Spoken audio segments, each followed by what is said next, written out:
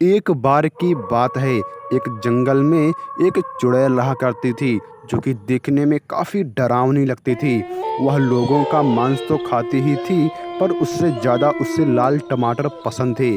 फिर एक दिन वह चुड़ैल कहती है, काफी दिन हो चुके हैं मुझे टमाटर खाने को नहीं मिले।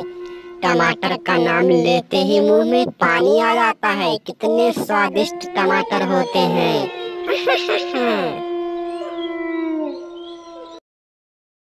और उसी जंगल के बगल में एक रामपुर नामक गांव था। वहां पर काफ़ी लोग रहा करते थे और वो लोगों का यही काम था कि वो भी अपने अपने खेतों में फसल उगाया करते थे। और उसी गांव में एक बूढ़ा किसान रहता था। वह हमेशा अपने खेतों में कड़ी से कड़ी मेहनत करता था और अपने खेतों में हर एक प्रकार की फसल को उगाता था। उसका यही काम था। वह सुबह से शाम तक अपने खेतों में काम किया करता था और फिर किसान शाम होते ही अपने घर को वापस लौट जाता था।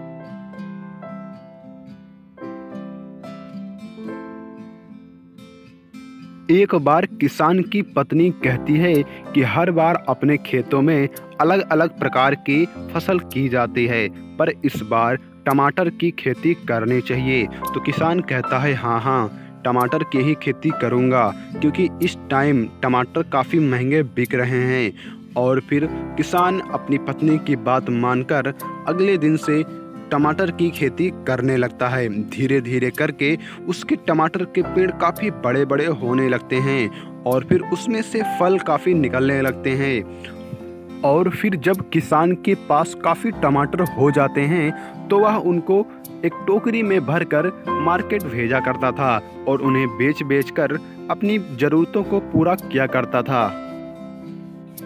पर वह जिस रास्ते से टमाटर बेचने जाया करता था, उसी रास्ते पर चुड़ैल रहा करती थी।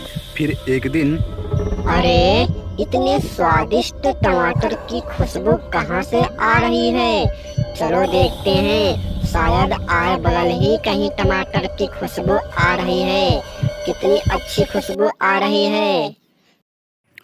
और फिर जब एक दिन किसान टमाटर बेचने फिर से जा रहा होता है तो उसके ऊपर वही चुड़ैल उड़ते हुए आ जाती है।